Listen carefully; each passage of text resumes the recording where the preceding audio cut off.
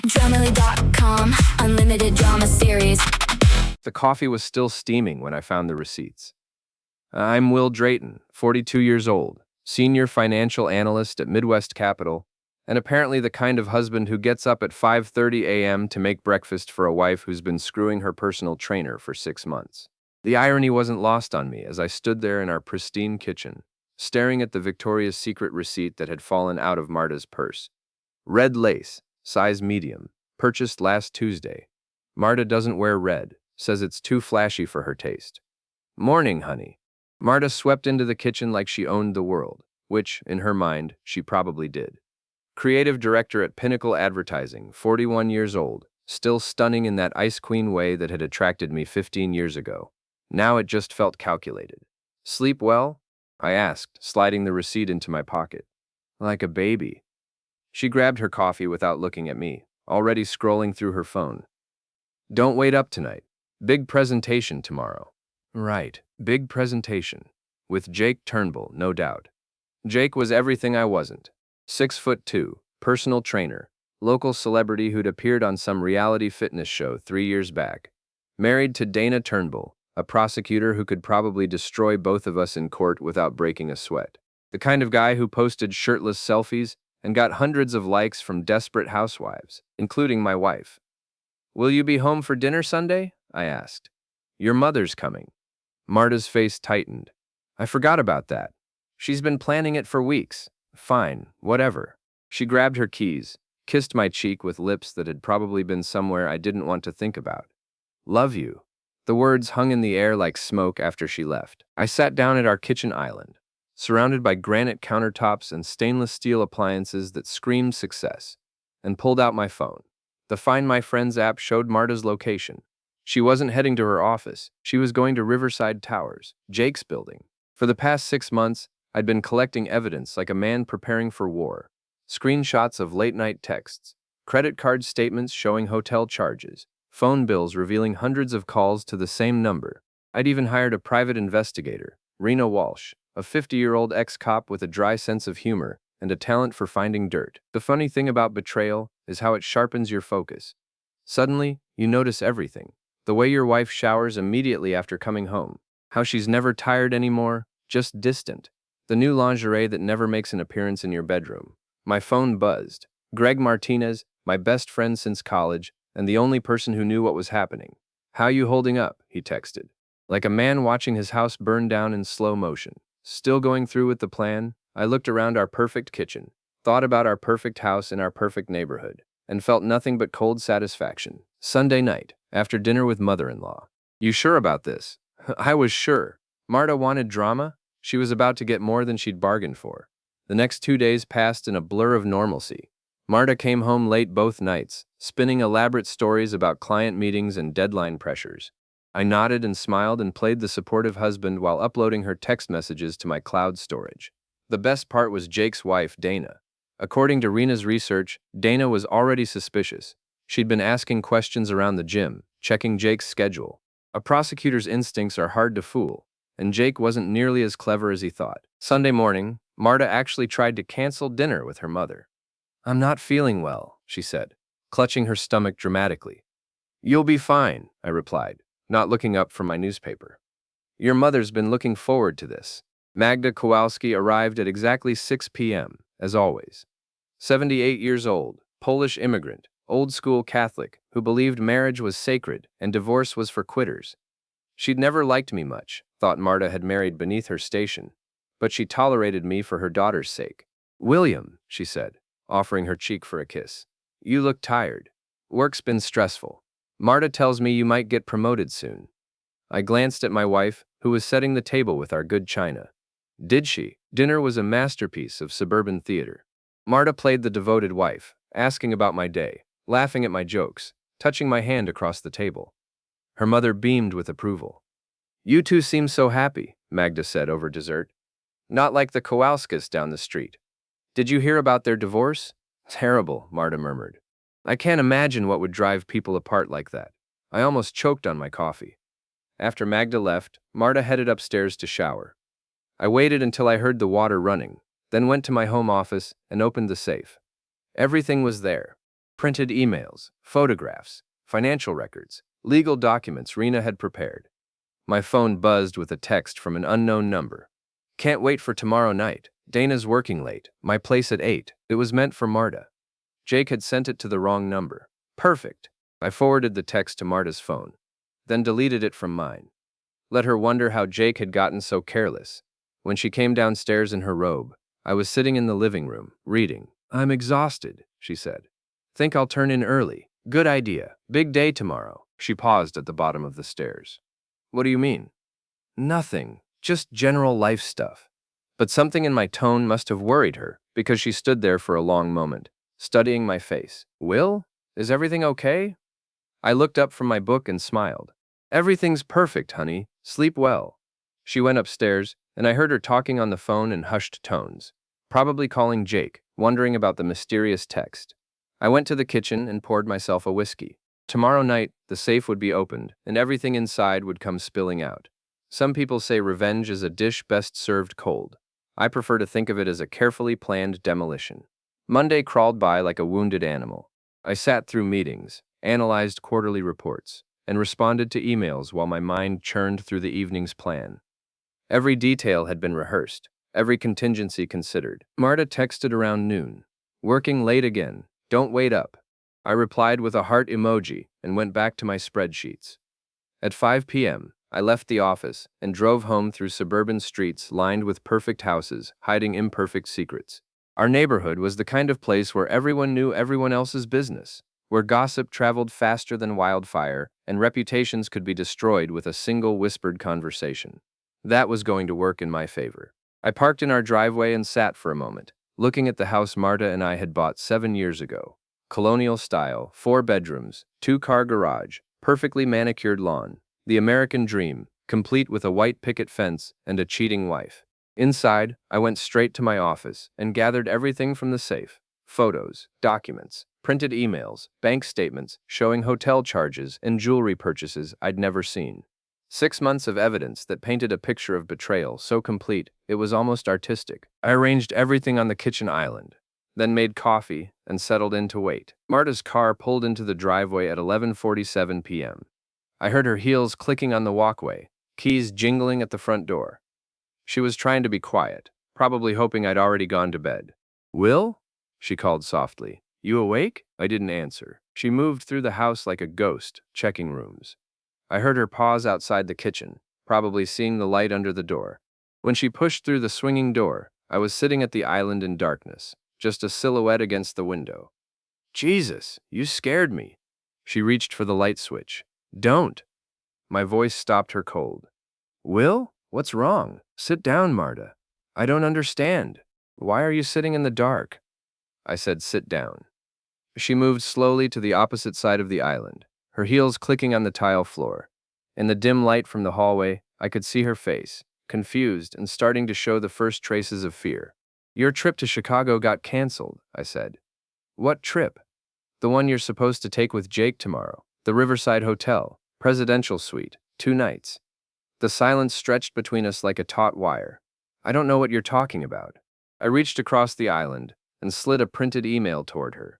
Confirmation number 847, Delta 9952.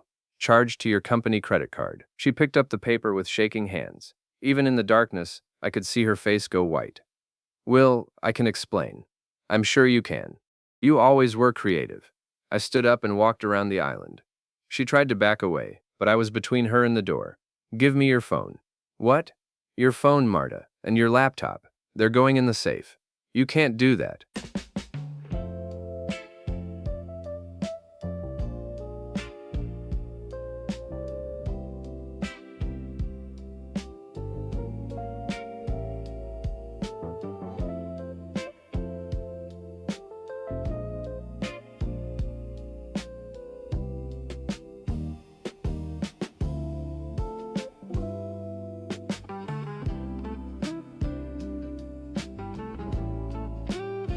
I can do whatever I want. This is my house too. She clutched her purse against her chest. This is insane. What's insane is thinking I wouldn't find out. I held out my hand. Phone. Now. No. I smiled, and something in that smile must have terrified her, because she took another step backward. Okay, we'll do this the hard way. I pulled out my own phone and opened my email. I've got a draft here addressed to your entire office. Subject line: Marta Drayton's extracurricular activities. Want to hear what it says? Her face crumpled. Please don't. It includes some lovely photos. You remember them, right? The ones you sent to Jake last month? Very artistic. Very detailed. Will, please. There's also one going to Dana Turnbull, Jake's wife, the prosecutor. I'm sure she'll find the evidence fascinating. Marta was crying now, mascara streaming down her cheeks. I'll do anything, please. Anything. She nodded desperately. Lift up your dress. Now. What? You heard me. Will. I can't. You can, and you will. Unless you want me to hit send on these emails right now. With shaking hands, she reached down and pulled up the hem of her black dress. Underneath, she was wearing red lace panties, the ones from the Victoria's Secret receipt. I took a photo with my phone. Smile, I said. Please stop. Turn around. Will. Turn around, or I send everything to your mother. She turned slowly, and I took another photo. Perfect. You know what the best part is, Marta? Jake's already thrown you under the bus. What do you mean? I showed her my phone screen. A text conversation between Jake and someone named Todd. Read it out loud. Her voice was barely a whisper. She's just a piece of ass. Husband's a total loser. Easy target. Keep reading. Dana's getting suspicious. Might have to cut the crazy bitch loose. She looked up at me with devastated eyes. This isn't real. Oh, it's real. Jake's been bragging about you to his gym buddies for months, sharing details, laughing about how desperate you are. You're lying. I scrolled to another message. Here's a good one. Told her I loved her. Should have seen her face. These suburban housewives will believe anything. Marta collapsed into one of the kitchen chairs, sobbing. But don't worry, I continued. I'm not going to let him get away with disrespecting my wife. She looked up hopefully. I already sent the videos to your mother. The hope died in her eyes. And to your boss, and to the partners at Dana's law firm, and to about 50 people in our neighborhood Facebook group. No. Oh yes. By morning, everyone's going to know exactly what kind of woman you are. You can't do this. I already did. I leaned down so we were face to face. But here's the thing, Marta. This is just the beginning. What do you want? I want you to understand something. For the next month, you belong to me. You'll do exactly what I say. When I say it, or everyone you've ever known will see exactly what you've been doing behind my back. Will, please. You'll quit your job tomorrow. You'll tell everyone it was for personal reasons. You'll break up with Jake and never contact him again. And you'll play the role of loving, devoted wife until I decide what to do with you. I can't quit my job. You don't have a choice. HR already has the photos. She stared at me in horror. Like I said, this is just the beginning. I walked to the kitchen door, then turned back. Oh, and Marta, you might want to call Jake. Tell him his wife knows everything. I sent her quite a comprehensive package about an hour ago. I left her sitting there in the dark, surrounded by the wreckage of her perfect life, and went upstairs to bed. From the kitchen below, I could hear her making frantic phone calls, but it was too late. The safe was open, and everything was spilling out. I woke up Tuesday morning to the sound of Marta vomiting in the guest bathroom. She'd been up all night, alternating between crying and making desperate phone calls that went straight to voicemail. Jake wasn't answering. Smart man. I made coffee and checked my phone. 17 missed calls from Marta's mother, 12 from her sister in Phoenix. The neighborhood Facebook group was buzzing with activity, though I'd asked the moderator to keep things civil. At 7:30, Marta stumbled into the kitchen looking like she'd been hit by a truck. Her eyes were swollen from crying, her hair was a mess, and she was still wearing yesterday's dress. Did you sleep at all? I asked, not looking up from my newspaper. How can you be so calm? Practice. She poured herself coffee with shaking hands. My phone hasn't stopped ringing. I imagine not. My mother thinks I've lost my mind. She's threatening to drive up here. That should be fun. Will, please, we can work this out. I folded my newspaper and looked at her. Can we? Because from where I'm sitting, it looks like you made your choice 6 months ago. It was a mistake. Mistake?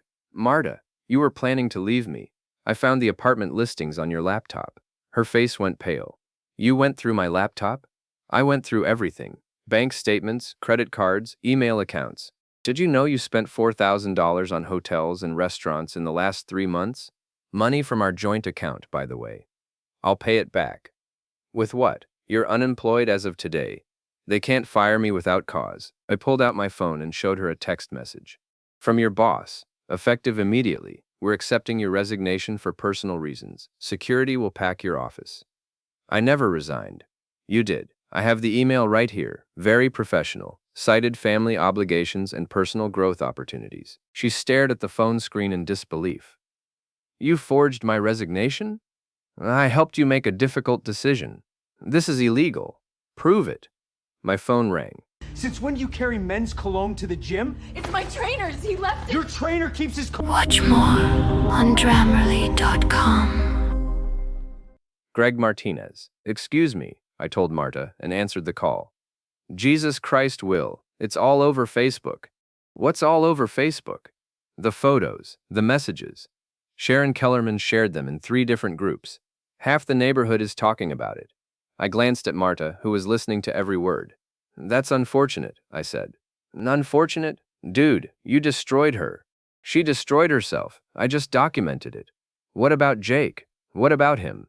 Someone spray-painted cheater on his car last night, and his gym membership got canceled. Interesting. Will, this is getting out of hand. It's getting handled. I hung up and looked at Marta. Sounds like Jake's having a rough morning too. You're destroying innocent people. Innocent? I laughed. Jake's married, Marta. He's got 2 kids. How innocent is that? What about his family? What about ours? She had no answer for that. At 9 a.m., there was a knock at our front door. Through the window, I could see Dana Turnbull standing on our porch, looking like she was ready to prosecute someone for murder. Your friend's wife is here, I told Marta. Oh God, you should probably talk to her. I can't. You can, and you will. Unless you want me to invite her in for coffee and a detailed conversation about her husband's hobbies. Marta walked to the front door like she was heading to her execution. I followed at a distance, close enough to hear everything. Dana Turnbull was 40 years old, 5'6", with short blonde hair and the kind of cold blue eyes that could freeze water. She was wearing a business suit and carrying a leather briefcase that probably contained enough legal documents to bury both Jake and Marta. Mrs. Drayton. Her voice was arctic. Dana, I can explain. I'm sure you can. But first I want you to understand something. My husband is a weak, pathetic man who thinks with his dick instead of his brain. But you're a predator. That's not true. You pursued a married man. You sent him explicit photographs. You planned secret trips and romantic getaways using money that belonged to your family. Marta tried to speak, but Dana cut her off. I'm not finished. You want to know what Jake told me last night? He said you were obsessed with him, that you threatened to hurt yourself if he ended things, that you were stalking him. He's lying, maybe, but I have 6 months of text messages that tell a different story. Messages where you beg him to leave his wife, where you promise to do things that would make a prostitute blush. Marta's face was red with shame. Here's what's going to happen, Dana continued. You're going to stay away from my husband. You're going to stay away from my children. You're going to stay away from my family. If I see you, if I hear from you, if you so much as drive past our house, I will destroy you in ways you can't imagine. I understand. Do you? Because I'm a prosecutor, Mrs. Drayton. I know exactly how to make someone's life a living hell without breaking a single law. Dana turned to leave, then stopped. Oh, and Mrs. Drayton, your husband sent me some very interesting financial documents. It looks like you've been stealing from your joint accounts to fund your little affair. That's a felony in this state. With that, she walked back to her car and drove away, leaving Marta standing in the doorway like a statue. Well, I said, that went better than expected. Marta closed the door and leaned against it. She's going to press charges. Probably. Will, you have to help me. Why would I do that? Because I'm your wife. Are you? Because for the last 6 months, you've been acting more like Jake's girlfriend. My phone buzzed with a text from Rena, my private investigator. Jake's been fired from the gym. Apparently, several female clients complained about inappropriate behavior. I showed Marta the message. You did this, she whispered. I didn't do anything. I just shared some information with the right people. You're destroying his life. He destroyed his own life. I'm just making sure everyone knows about it. The rest of the day was a masterclass in social demolition. Marta's friends stopped calling. Her mother left a voicemail threatening to disown her. The neighbors started crossing the street when they saw her. By evening, she was a ghost in her own life. "I want a divorce," she said over dinner. "No." "What do you mean, no?" "I mean, you don't get to cheat on me for 6 months, humiliate me in front of our entire community, and then walk away like nothing happened. So what do you want?" I looked at her across our dining room table, this woman I'd loved for 15 years, and felt nothing but cold satisfaction. "I want you to understand what it feels like to lose everything." Wednesday morning brought fresh hell. Marta's phone had been buzzing since dawn, with calls from blocked numbers, most of them hanging up when she answered. The few that spoke were neighbors, former friends, and acquaintances who'd seen the Facebook posts and wanted to hear the gossip straight from the source. "It's harassment," she said, staring at her phone with red-rimmed eyes. "It's consequences," I replied, buttering my toast. She'd spent another sleepless night in the guest room, and it showed. Her skin was pale and blotchy, her hair unwashed, her hands shaking as she tried to drink her coffee. "I talked to a lawyer yesterday," she said. "Did you?" "He says what you're doing is illegal. Revenge porn, harassment, financial abuse." I set down my coffee cup and looked at her. "What's his name?" "Why?" "Just curious." "David Morrison. He specializes in divorce cases." I pulled out my phone and scrolled through my contacts. David Morrison on Elm Street. About 55, gray hair, drives a BMW. "How did you know that?" "Because I sent him the same photos I sent everyone else, along with a detailed timeline of your affair and copies of all the hotel receipts." The color drained from her face. "Turns out David's wife is friends with your mother. Small world." "You didn't." "I did." Apparently Mrs. Morrison was very interested to learn about her husband's new client, especially the part where you were planning to take half of everything I've worked for and run off with your personal trainer. Marta put her head in her hands. "You're insane." "I'm thorough." At 10 a.m., there was another knock at the door. This time it was Sharon Kellerman, the self-appointed queen bee of our neighborhood Facebook group. Sharon was 48, divorced, and had made a career out of knowing everyone's business. "Will," she said when I opened the door, "how are you holding up?" "I'm managing. I just wanted you to know that the whole neighborhood is behind you. What Marta did was unforgivable." "That's kind of you to say. Is it true about the hotel receipts?" "I'm afraid I can't comment on that." Of course. But if you need anything at all, you just let me know." She leaned closer, lowering her voice. "Between you and me, I never liked her. Always thought she was putting on airs." After Sharon left, I found Marta sitting on the living room couch, staring at nothing. "The vultures are circling," I said. "I can't leave the house." "Sure you can. You just have to be prepared for the consequences." "Everyone hates me." "Not everyone. I'm sure Jake still has feelings for you." She looked up sharply. "Have you talked to him?" "Jake? No. But I heard he's having some problems of his own." I sat down across from her and pulled out my phone. "Want to see something interesting?" On the screen was a video from the gym's security camera. It showed Jake in the parking lot, discovering his car covered in spray paint. Someone had written "cheater" and "homewrecker" across the windshield in bright red letters. "This happened yesterday morning," I said, right after his wife confronted him. "You did this." "I was at work. Check my time cards." "You had someone else do it." "I didn't have to." Turns out Jake made a lot of enemies at that gym. Married women don't like it when their trainer starts sleeping with the clients. The video showed Jake trying to scrape the paint off his car with his gym towel, but it had dried overnight. He looked around frantically, probably wondering who was watching, then got in the car and drove away with "cheater" still visible across his windshield. "The best part," I continued, "is that he had to drive through downtown to get home. Rush hour traffic. Lots of people got a good look." Marta was crying again. "But wait, there's more." I scrolled to another video. This is from last night. The new video showed Jake's apartment building. Someone had put flyers under every door in the complex. Flyers with Jake's photo and the words "Married cheater, warn your wives." "His landlord evicted him this morning," I said. "Apparently several female tenants complained about feeling unsafe." "Where is he staying?" "Good question. His wife changed the locks on their house. His parents won't take his calls. His brother lives in California. He could be homeless." "He could be, but that's not really my problem, is it?" My phone rang. Rena Walsh, my private investigator. "Will, we need to talk." "What's wrong?" "Nothing's wrong. Everything's going exactly according to plan. Maybe too well." "What do you mean?" "Jake Turnbull tried to kill himself last night." I felt Marta's eyes on me, but I kept my expression neutral. Is he okay? He's alive. Took a bunch of sleeping pills, but his neighbor heard him throwing up and called 911. Unfortunate. Will, this is getting serious. The man's life is completely destroyed. He destroyed it himself. Maybe. But if he succeeds next time, this becomes a whole different situation. After I hung up, Marta was staring at me with a mixture of horror and disbelief. Jake tried to kill himself, apparently, because of what you did. Because of what he did. Actions have consequences, Marta. You're going to get someone killed. I'm not going to do anything. Jake made his choices, just like you made yours. She stood up abruptly. I'm leaving. No, you're not. You can't stop me. I pulled out my phone and showed her the screen. Actually, I can. See this app?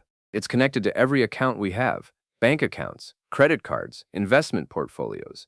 One touch, and everything gets frozen pending a fraud investigation. You can't do that. I already did it once, as a test. Took 3 hours to get everything unfrozen, and that was with my full cooperation. She sat back down. Here's the thing, Marta. You're going to stay right here, and you're going to think about what you've done. You're going to think about Jake's wife and kids. You're going to think about our marriage and our life together. And you're going to think about what happens next. What does happen next? That depends on you. What do you want me to do? I leaned forward, looking directly into her eyes. I want you to understand that your old life is over. The job, the friends, the lover, the secret bank accounts, the apartment listings, the divorce lawyer, all of it, gone. And then what? Then we'll see if there's anything left worth saving. She was quiet for a long time. What if there isn't? Then I guess you'll find out what it's like to lose everything. Outside, a car door slammed. Through the window, I could see a news van parking across the street. Looks like we're about to have company, I said. Marta looked out the window and saw the reporter setting up a camera. They can't do this. Sure they can. It's a public street. What do they want? Probably want to interview the woman who destroyed 2 families for a few months of cheap thrills. She ran upstairs, and I heard the guest room door slam. I poured myself another cup of coffee and watched the reporter practice his opening lines. This was going to be interesting. The noose was tightening, and Marta was finally starting to understand that there was no way out. Thursday brought the kind of autumn storm that rattles windows and floods gutters. Perfect weather for what I had planned. Marta hadn't left the guest room since the news van arrived. I'd been bringing her meals on a tray, playing the concerned husband for any cameras that might be watching through our windows. The reporter's gone, I told her around noon, setting down a sandwich she wouldn't eat. For now. Probably moved on to Jake's story. Did you hear he's in the psychiatric ward at General Hospital? She looked up from the pillow she'd been clutching. Is he okay? Define okay. He's alive, if that's what you're asking. I want to see him. That's not going to happen. Will, please. He might do something permanent. He might, but that's his choice to make. I sat down on the edge of the bed. Want to know something interesting? I got a call from Dana Turnbull this morning. Marta's face went white. She's filing a civil lawsuit against you. Alienation of affection. In this state, that can run up to $500,000 in damages. I don't have that kind of money. No, but I do. Or rather, we do. Joint assets, remember? You'd let her take our house? Our house? Marta, you were planning to leave me. You already had an apartment picked out in downtown. 2 bedrooms, city view, perfect for your new life with Jake. I pulled out a folder and showed her the printed listings. Rent was $3,200 a month. You were going to pay for it with money from our joint accounts while you divorced me and took half of everything else. She couldn't meet my eyes. So no, I wouldn't let Dana take our house. But I might let her take your half of it. My phone buzzed with a text from Greg. Your buddy's worried about you, I told her, reading the message. Thinks I might be going too far. Are you? That depends on your definition of too far. I stood up and walked to the window. The storm was getting worse, rain lashing against the glass. Here's what's going to happen, Marta. Tonight, you're going to get dressed. Something nice, but not too nice. We're going to drive to the Riverside Hotel. Why? Because that's where you and Jake were supposed to be having your romantic getaway. Presidential suite, remember? Will, I can't. You can, and you will. Because I've invited some people to meet us there. What people? Your mother, for starters. She's driving up from Indianapolis. Marta's face went gray. You didn't. I did. Also your sister from Phoenix. She's flying in this afternoon. Why? Because they deserve to hear the truth from you, all of it. I won't do it. You will, or I'll make sure the video of you in the red lingerie goes viral on every social media platform I can find. She started crying again, but I wasn't finished. Dana Turnbull will be there too, with her lawyer. They want to discuss the lawsuit in person. This is torture. This is justice. At 6 p.m., I made her get dressed. She chose a simple black dress, no makeup, hair pulled back. She looked like she was going to a funeral, which, in a way, she was. The drive to the hotel was silent, except for the rain hammering the roof of my car. Marta sat in the passenger seat like a condemned prisoner, staring out at the storm. The Riverside Hotel was downtown, 30 floors of glass and steel overlooking the river, the kind of place where rich people went to have affairs and business meetings. The presidential suite was on the top floor, with panoramic views of the city. It cost $800 a night. I can't believe you were going to spend our money on this, I said as we rode the elevator up. It was supposed to be special. It was supposed to be,